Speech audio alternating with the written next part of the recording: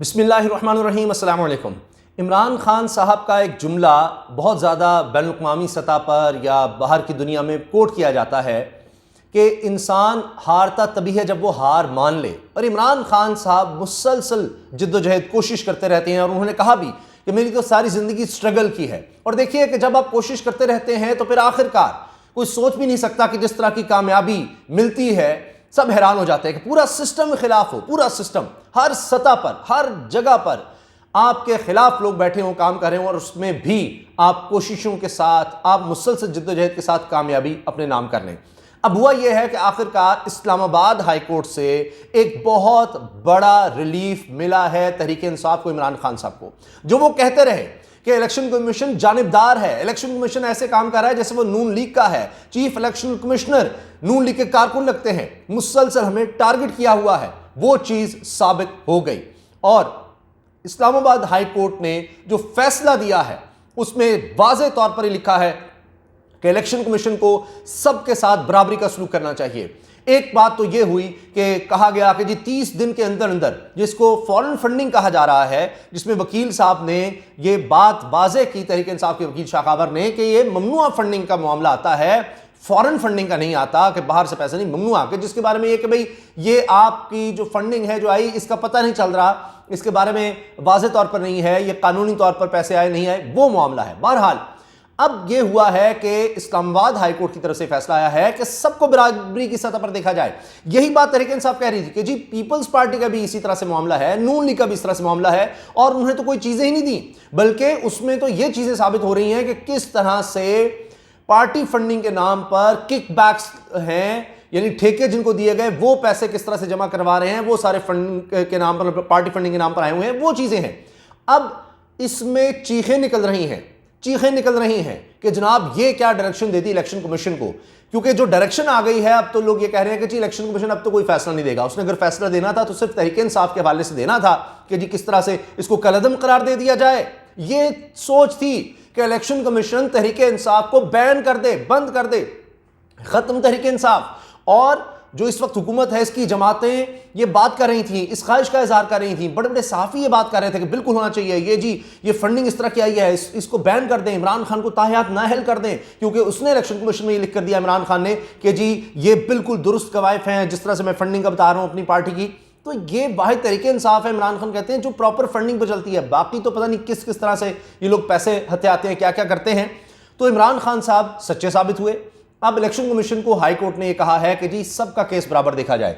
इसमें मुस्लिम लीग नून, Pakistan peoples party समेत 17 सियासी जमातों, इलेक्शन कमीशन, अकबर असबाबर और दीगर फरीकैन को नोटिस जारी करके 17 मई तक जवाब तलब कर लिया गया है। तो एक तो यह हुक्म मुअत्तल हो गया कि जी 30 दिन के अंदर अंदर जो है ये सारा मामला सिर्फ और सिर्फ तहरीक इंसाफ का केस देखते हुए उसको निपटाना था इलेक्शन कमीशन को, और इलेक्शन कमीशन बड़ी तेजियां दिखा रहा था। नहीं जनाब, ये हुक्म मुअत्तल हो गया है। अब इसमें और भी बहुत सी दिलचस्प बातें हैं जो मैं आपके सामने रखूंगा कि हुआ क्या इस केस में। उससे पहले मैं आपको बता दूं कि इमरान खान साहब पीछे नहीं हट रहे और इलेक्शन कमीशन के खिलाफ जो उन्होंने, चीफ इलेक्शन कमिश्नर के खिलाफ जो उन्होंने धरने का ऐलान किया है उस तरफ जा रहे हैं। अब हुआ यह है कि इलेक्शन कमीशन ने रेंजर्स, पुलिस और इसी तरह से कानून नाफिज करने वाले इदारों की मदद मांग ली है कि जी ये देखें ये तो हमारे खिलाफ कोई धरना होने लगा है, पता नहीं क्या होने लगा है, खौफ किसी कैफियत फैला दी है।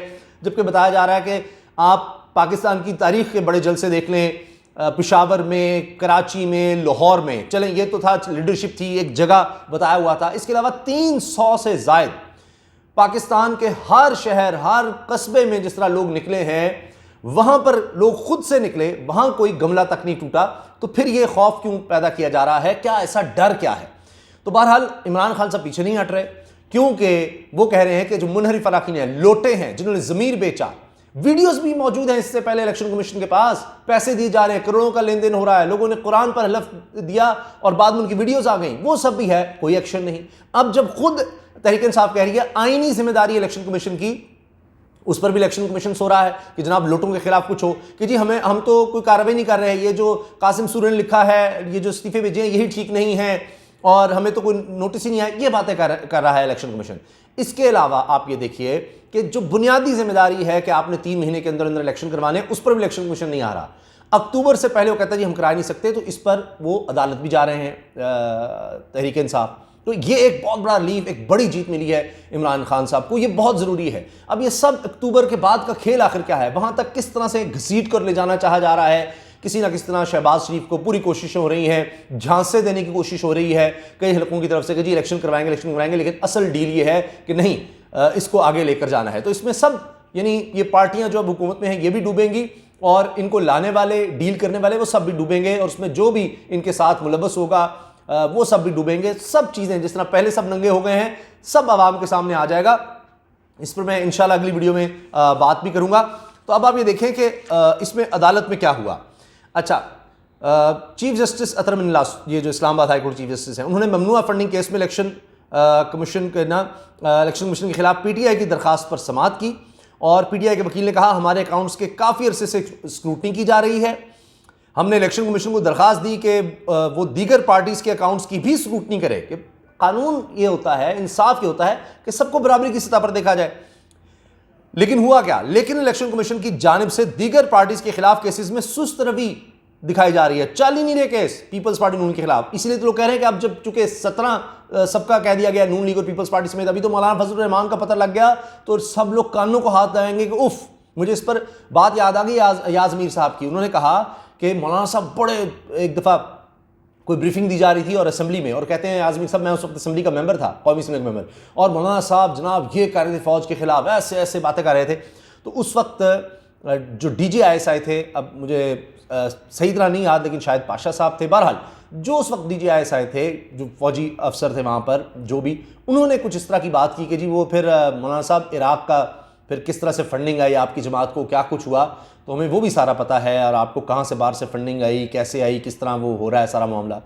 तो अयाज अमीर साहब कहते हैं कि उसके बाद मौलाना साहब कोई बीबे बच्चे बने, हो कमाल हो गया। तो लिहाजा ये फंडिंग जब खुल गई, अगर खुल गई, इलेक्शन कमीशन अब तो कहा जा रहा है कि बिल्कुल सो जाएगा, चुप कर जाएगा, क्योंकि अब तो पीपल्स पार्टी नून लीग का नाम आ गया, तो उस पर कुछ नहीं करेगा, लेकिन बहरहाल अगर हुआ तो फिर बड़े राज खुलने हैं। तो यही बात तहरीक इंसाफ के वकील ने कही, जी इलेक्शन कमीशन हमारे साथ जानिबदारी दिखा रहा है। आगे बड़ी एक अहम चीज़ जब मैंने ये देखा जो सारा इसमें हुआ है, वो बड़ा अहम मैं आपको बताना चाह रहा हूँ, बस 1 मिनट लूँगा। अदालत ने पीटीआई की दरखास्त जब सुनी तो इसमें इलेक्शन कमीशन को 30 रोज़ में फॉरेन फंडिंग केस का फैसला करने का हुक्म चैलेंज किया गया था। फिर हाई कोर्ट के डिवीजन बेंच ने सिंगल बेंच के फैसले के खिलाफ पीटीआई की अपील की भी समाअत की। पीटीआई के वकील ने दलाइल दिए कि face the music, single bench का जो फैसला उसने कहा फेस द म्यूजिक, कि अब भुगतो, ये लिखा हुआ है, ये इस्तेमाल नहीं करनी चाहिए इस्तिलाह। ऐसे सख्त और गैर पार्लियामानी अल्फाज सिंगल बेंच का मैंडेट नहीं था। सिंगल बेंच ने फैसले में लफ्ज फॉरेन फंडिंग इस्तेमाल किया, हालांकि इलेक्शन कमीशन के सामने फॉरेन फंडिंग नहीं बल्कि ममनुआ फंडिंग का केस है। इलेक्शन कमीशन को 30 रोज में फैसला करने का ऑर्डर देना सिंगल बेंच का इख्तियार नहीं था। चीफ जस्टिस ने कहा कानून के मुताबिक इलेक्शन कमीशन हर साल सियासी जमातों के अकाउंट्स की स्क्रूटनी करेगा। अगर ममनुआ फंडिंग साबित हो जाए तो इसको कमीशन ने जब्त करना होगा। जब्त करना है, यहां पर क्या बात हो रही थी, बैन कर दो, ताहयात नाहल कर दो इमरान खान को, जबकि यह है जब्त कर सकते हैं। इलेक्शन कमीशन ने सिर्फ स्क्रूटनी करनी है, और इससे ज्यादा नहीं। लेकिन बस वो जिस तरह से आया हुआ है, अब चीफ इलेक्शन कमीशनर के बारे में आप पता है, द न्यूज़ में खबर छप गई, उनके सुसर रहे मियां नवाज शरीफ के प्रिंसिपल सेक्रेटरी रहे, जेल में जाकर मिलते रहे, उनसे इजाज़त लेते रहे, यहाँ तक हुआ कि उन्होंने पूरी लॉबिंग की कि जी मियां साहब इजाज़त दें, मौलाना फजलुर रहमान को बनाएं मुझे चीफ इलेक्शन कमीशनर बनाने के लिए। बहरहाल अच्छा जी, फिर अदालत में ये कहा गया है कि जी जब स्क्रूटनी कमेटी ने कह दिया कि अकबर एस बाबर की दस्तावेजात काबिल तस्दीक नहीं, अकबर एस बाबर जो इसमें मेन कंप्लेनेंट हैं, उनकी दस्तावेजात काबिल तस्दीक नहीं, यह अदालत कह रही है। तो अब क्या कार्रवाई चल रही है? आप कह रहे हैं कि तमाम सियासी जमातों के खिलाफ एक ही तरह की कार्रवाई हो। इस्लामाबाद हाई कोर्ट ने 30 रोज में इलेक्शन कमीशन को ममनुआ फंडिंग केस का फैसला सुनाने का हुक्म मुअत्तल कर दिया। अदालत ने मुस्लिम लीग नून, PPP समेत 17 सियासी जमातों, election commission, Akbar S Babar और दीगर फ्रीकैन को नोटिस जारी करके 17 मई तक जवाब तलब कर लिया है। तो यह है जनाब लेटेस्ट अपडेट। तो जब आप कोशिश करते रहें, लगे रहें, तो देखिए फिर कामयाबी भी आपको फिर नज़र आती है। तो ये अब बहुत बड़ा एक मामला है, जो एक तलवार लटक रही थी कि जी इसको तहरीक इंसाफ को बैन किया जा सकता है, इमरान खान को ताहयात नाअहल किया जा सकता है, इस वजह से वो अब लग रहा है कि वो बादल छट गए हैं। इजाज़त दीजिए, अल्लाह हाफ़िज़।